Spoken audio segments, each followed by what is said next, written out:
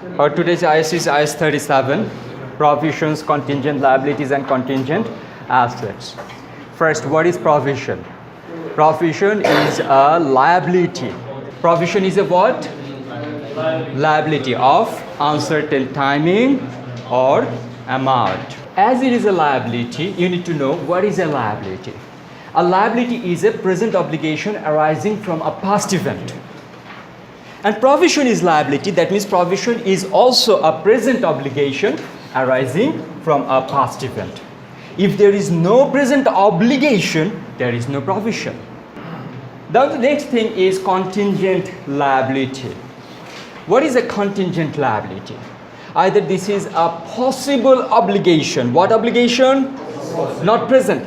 Possible obligation, which is uncertain, which we are not sure of, existence of which depends on the occurrence or non-occurrence of one or more future uncertain event not within our control. Okay? So number one, contingent liability is a possible obligation. We are not sure about the existence of this. Existence will be confirmed by future events, future uncertain event. Clear?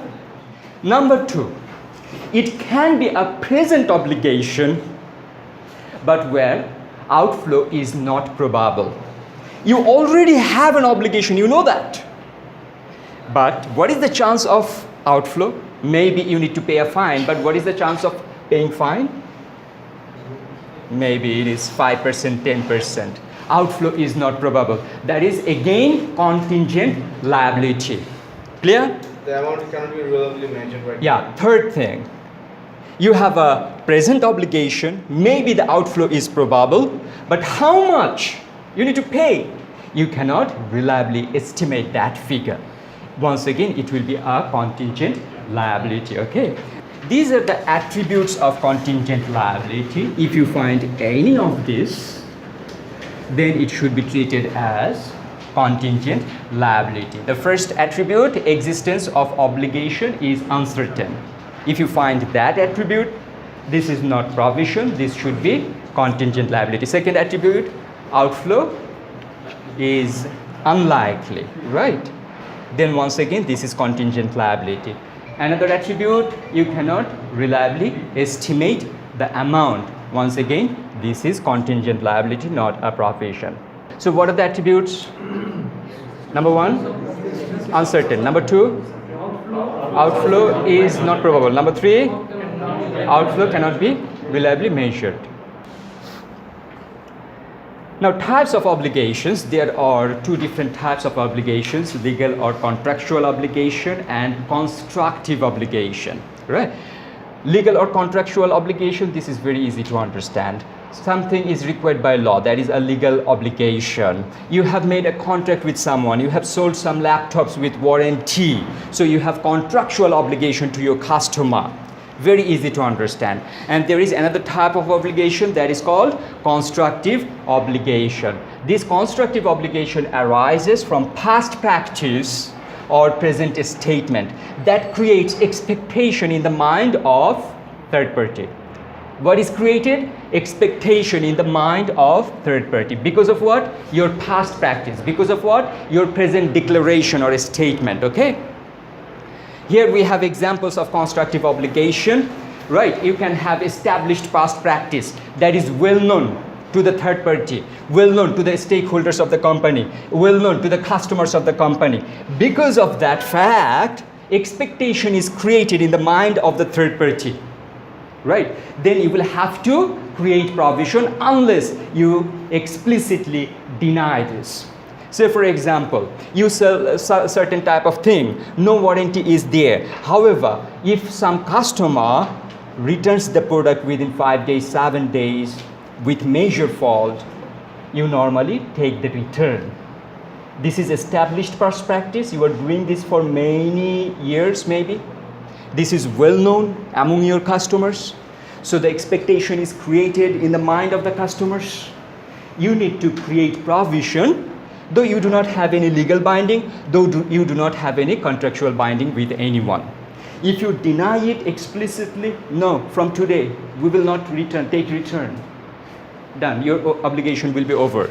Because you are not contractually bound, you are not legally bound. Clear?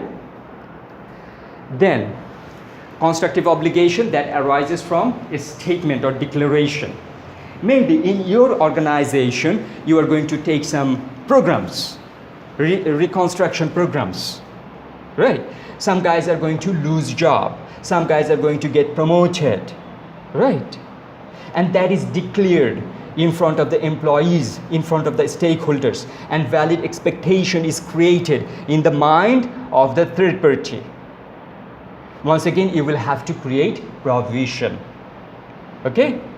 So for example, if our Prime Minister says that quota will be lifted, that may create valid expectation in the mind of the people, right?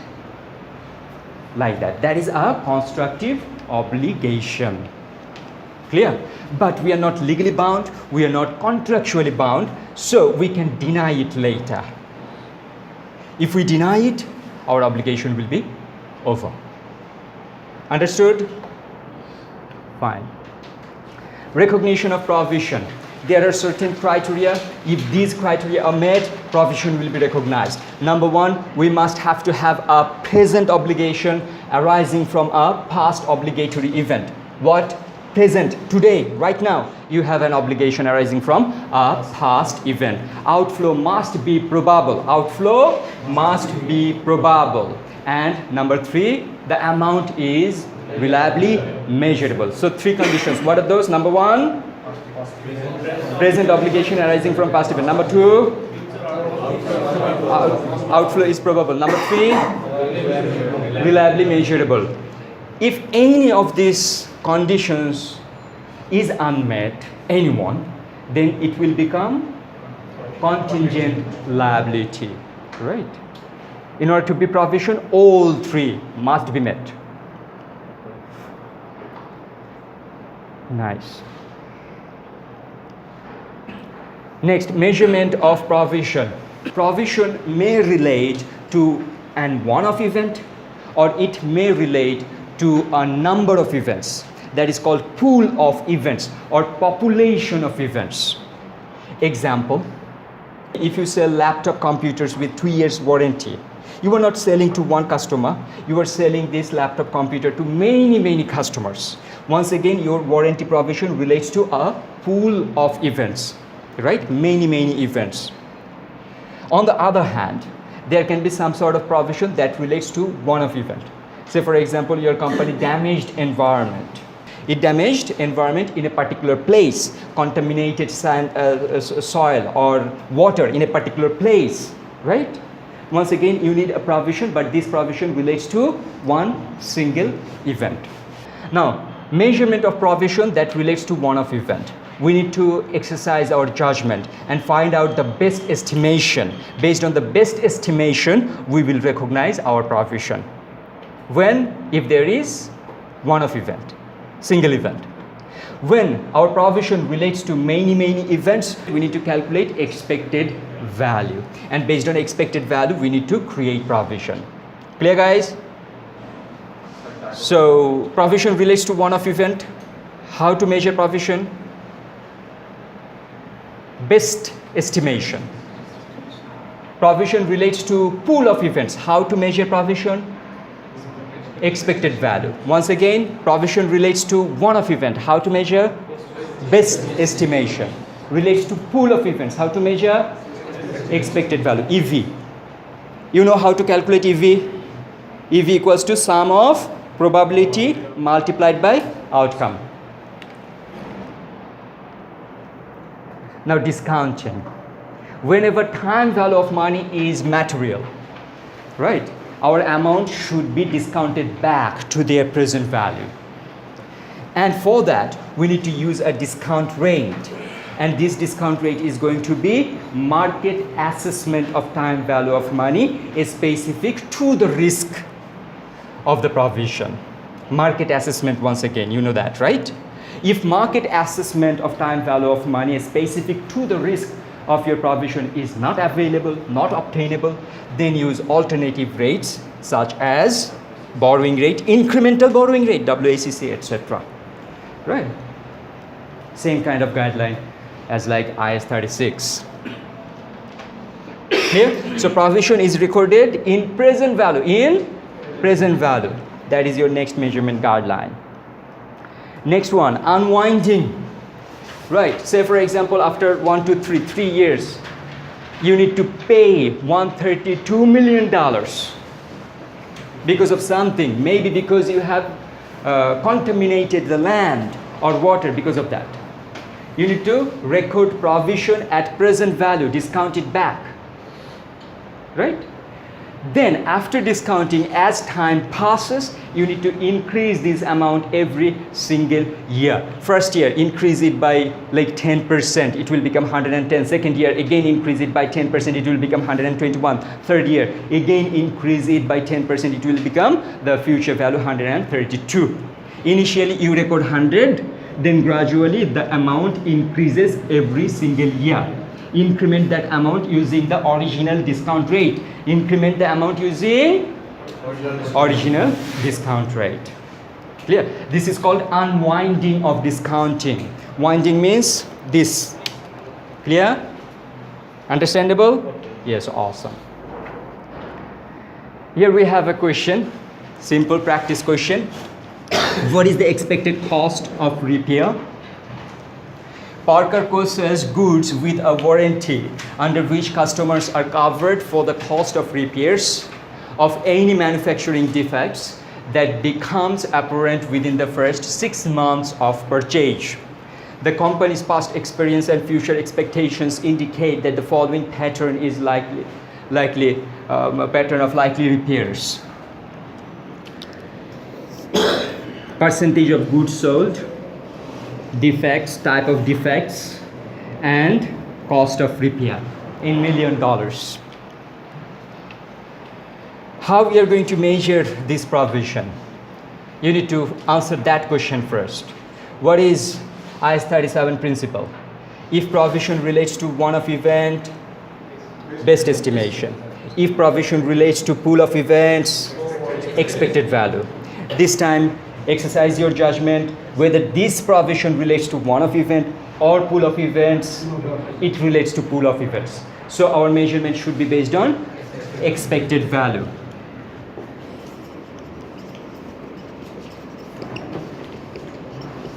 Equals to 20% into 1 million plus 5% into $4 million. That is the amount of provision.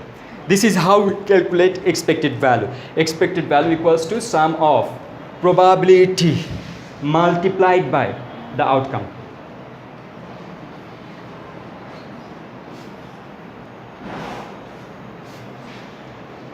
Probability multiplied by outcome.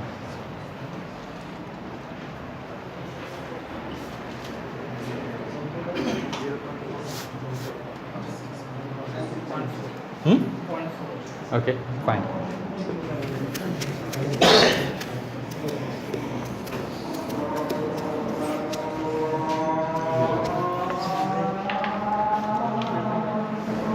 Next principle, reimbursement principle.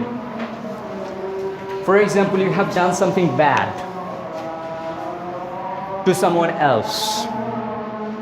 Maybe your truck has caused an accident in the road or your bus, and there is probable future outflow of economic benefit. Maybe you will have to pay compensation to the family who suffered from that accident.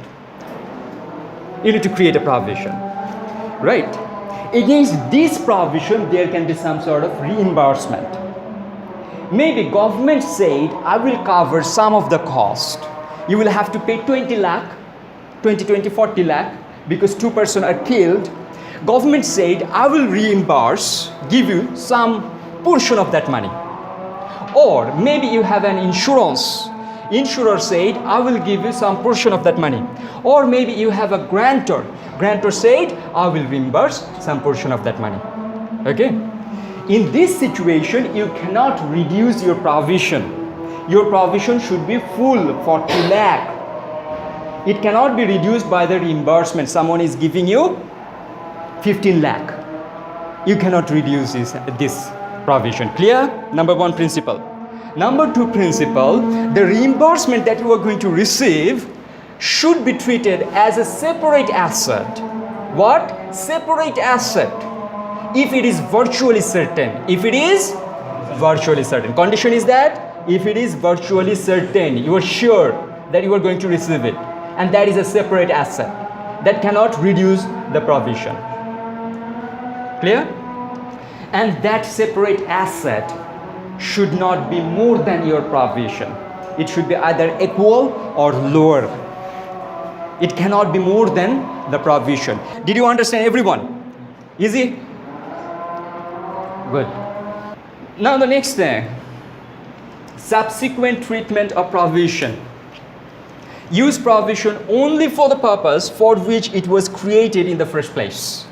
Warranty provision, use only for warranty, right? Warranty expenses. Now, one of the first of all, like warranty provision and create like provision 100 million, you are going to see our expense can be problem. Okay. তারপরে ultimately আমরা পয়সাটা দিচ্ছি তখন বলতে গেলে আমরা like cash credit আর warranty provision 100 million থেকে 30টা পাবো রাইট প্রভিশন থেকে যাচ্ছে কিন্তু কোন ক্যাশ দেয়া শুধুমাত্র ওয়ারেন্টির cash outflow no other purposes right তাহলে এটা যখন আমরা ওয়ারেন্টিটা দিছি ওই ক্যাশটা ওই সেলস প্রাইসের সাথে অ্যাড করে আমরা নিয়ে নিছি সেই ক্যাশটা কি ওয়ারেন্টি তো ওই দুই ভাবে হতে পারে একটা হচ্ছে যে সেল করার সময় আমরা ওয়ারেন্টির জন্য আলাদা টাকা নিয়ে পরবর্তীতে আমরা সেটা সার্ভিস প্রোভাইড করব অথবা আমার সেলস প্রাইসের মধ্যে ওটা ইনক্লুডেড থাকবে সেই ক্ষেত্রে আমরা এই দুইটা ক্ষেত্রে ট্রিটমেন্টটা করব মানে পরবর্তীতে যখন এই প্রভিশনটাই এখন প্রথম কথা হচ্ছে this relates to IFRS 15 warranty say we need to ask this question whether this is separable or not, separate performance obligation or not. Separable? Answer can be yes or no. Right. If it is not separable, then IAS 37 provision is created. Not separable. That means the amount is included in revenue.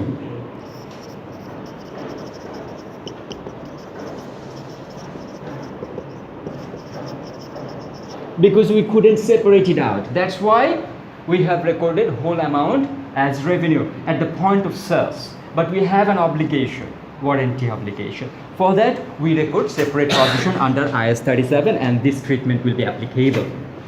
If it is separable, then revenue is not recorded. The amount is not included in revenue. So, no provision required. No provision required. Clear? মানে ওখানে অব্লিগেশনটা create করে রাখবো ওই warranty টাকাগুলো ওই পরবর্তীতে যখন expense হবে ওই লাইবিলিটি থেকে রাইট আমরা ডেপ্রিসিয়েশনের ক্ষেত্রে যেটা করি আমাদের একটা অ্যাসেট যদি বলতে গেলে অবসরের আগে আমরা ডেপ্রিসিয়েট করে রাখি একটা ফান্ড করে রাখি যাতে এই অ্যাসেট ওই ফান্ডটা so that we can replace this asset later. Same case হচ্ছে যেমনটা এরকমই পয়েন্টে এখানে ভায়োলেট করে ভায়োলেট কিভাবে কোনটা which one না ভায়োলেট করে না এটা আলাদা একটা কোশ্চেন ছিল কিভাবে কোন সিনারিওতে কি করব ও আচ্ছা for the purpose it is created in the first place. That provision was created for warranty and we are using that only for warranty. Warranty claim is settled, so it is good according to the treatment.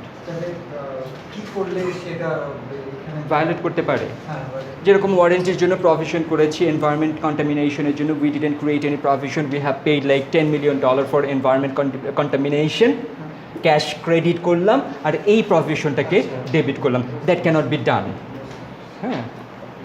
অন্য কোনো কিছুর cash পেমেন্টের জন্য এই প্রভিশনটাকে debit করা যাচ্ছে না this is for warranty only Right. Then every single reporting period or year end, we are going to review our amount of provision and we need to either increase or decrease the amount as necessary. Any estimation You make an estimation, you need to review that every single year. Same goes for provision, right? Whenever there is no longer probable outflow of economic benefit, provision should be omitted, derecognized. Restructuring. Right, what is restructuring? Sale or termination of your business. Closure of business location, right? Then changes in management structure or fundamental reorganization. Now, provision for sale of operation. Provision is created only if there is a binding sales contract. Binding sales contract. And you are expecting a loss from that binding sales contract. Otherwise, provision is not created. When provision is created, binding sales contract, you are expecting a loss. Now you can question, if I expect a profit, no, right? We do not recognize that expected profit. However, for expected loss, we need to create provision. Then closure and other kind of restructuring. For closure and other kind of restructuring, we must have to have a formal approved plan, and that plan must be declared, right? So condition is that there must be a declaration of other type of restructuring. Otherwise, we cannot recognize provision, right? For other type of restructuring, we have these three criteria. Number one, there is a formal approved plan. Number one, formal approved plan. Number two, this plan will affect some of the stakeholders. Some of the managers will lose job, maybe. Some of the customers will suffer, maybe. Some of the suppliers will suffer, maybe. Those are the affected stakeholders. We need to identify those affected stakeholders. Next criteria, we need to declare this plan to the affected stakeholders. So we have how many conditions? Three. What are those? Number one, formal approved plan. Number two, stakeholders are identified. Number three, plan is communicated or declared to the affected stakeholders. Here we have a quiz question. Let's check whether you can answer that or not.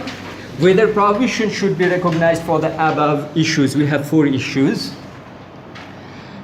Issue number A, on 13 December 2009, the board of an entity decided to close down a division. The accounting date of the company is 31st December. 31st December 2009, the decision was not communicated to any of those affected, and no other steps were taken to implement the decision. Provision? Why not? Because for other type of restructuring, we need a declaration, and we didn't find any declaration for A. B, the board agreed a detailed closure plan on 20 December 2009, and details were given to customers and employees. Provision is created. We have formal approved plan. Plan is communicated to the stakeholders, means we have definitely identified stakeholders. C, a company is obliged to incur cleanup costs for environmental damage that has already been occurred or caused. We have present obligation arising from past event. We need to create provision. D, a company intends to carry out future expenditure to operate in a particular way in the future. Can we create provision for that? No provision is permitted for that. Right? Last one. Yes, you need to make judgment in light of IAS 37. Do we have any present obligation arising from any past event? The answer is no. Yes, this is just a plan, intention. We do not have any binding contract with anyone to incur this expense or loss. Provision cannot be created. Sir, asset যদি damage হয়, কোনো একটা কারণে, Impairment. তখন হচ্ছে যে পরবর্তীতে আমি জানি যে certain একটা order থেকে depend করতে হবে। এটা তো স্যার IAS 16 এর under IAS 16. No provision is required for that. You do not have any binding contract with anyone to incur that amount. Right. Recognition and disclosure of obligation. For remote obligation, do nothing. Nothing is required. For possible obligation, we need to disclose it by note, right? Disclose by note, possible. And for probable obligation, which is also reliably measurable, where the obligation has arisen from past event and we have a present obligation, we need to recognize provision. Clear? Remote obligation, do nothing. Possible, disclose by note. Disclose by note. Now, contingent asset. Contingent asset is a possible asset. Right? We are not sure whether we have that asset or not. Right? Existence of this asset depends on the occurrence or non-occurrence of one or more future uncertain events that are not within our control. Right? Only it will be confirmed by future events. You have sued against McDonald's.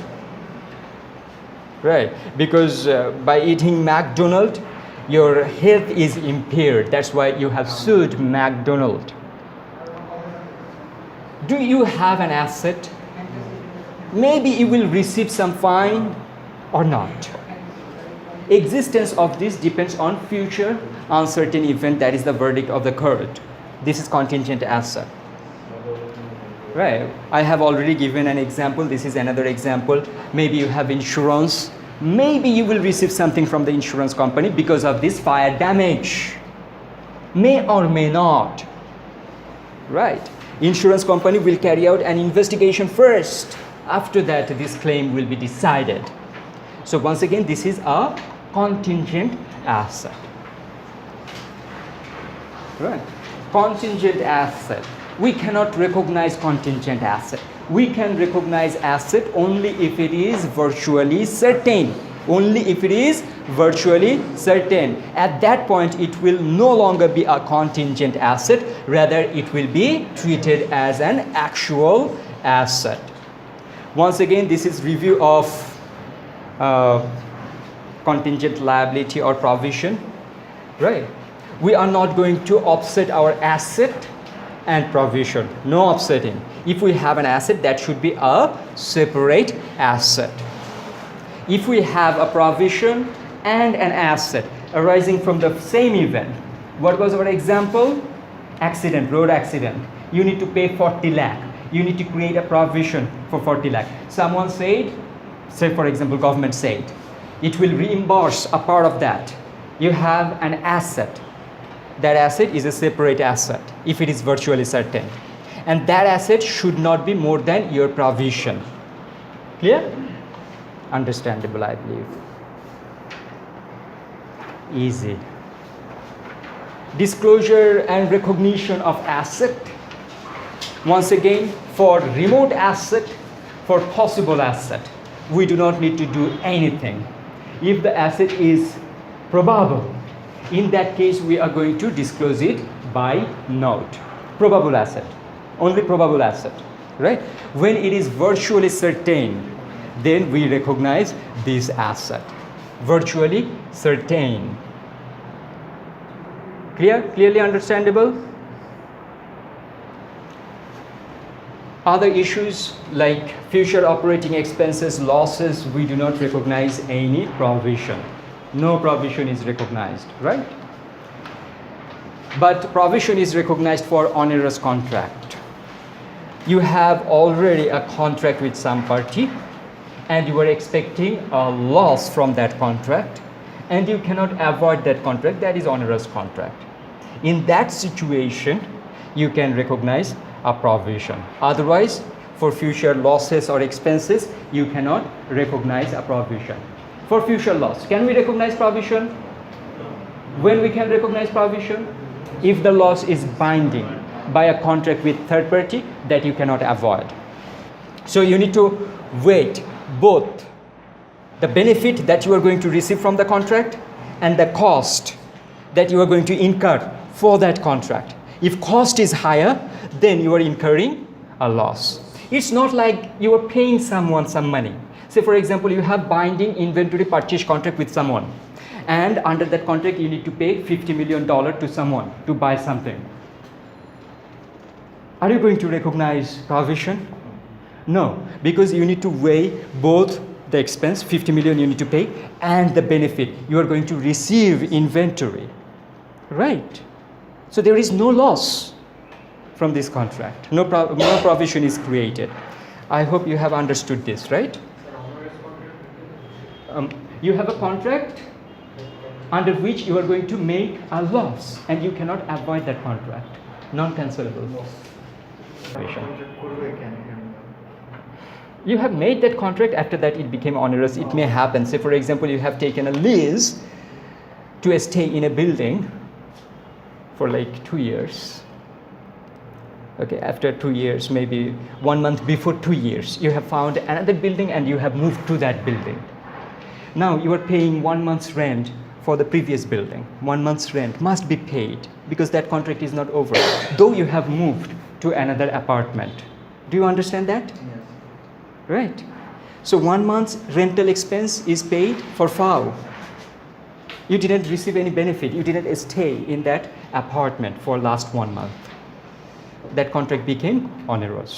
এই যে বাসা ভাড়া 2 মাস আগে notice দিতে হবে, কিন্তু যখন বাসা নিতে যাব 2 মাস আগে টুলেট লাগায় না, 1 মাসের ভিতরে উঠতে হবে, এই মাসের শেষে উঠতে হবে, নাহলে বাসা নাই। তো আমার বাসাকে 2 মাস আগে নোটিশ দিয়ে ওইখানে 1 মাসের ভিতর বাসা দেখে ওইখানে উঠতে হবে, তাহলে এখানে 1 মাসের ভাড়া আমার চলে গেল না অতিরিক্ত। Contract is non-cancelable, right? And you are not getting benefit, but you are paying the cost. Loss-making contract it becomes onerous contract. Yeah.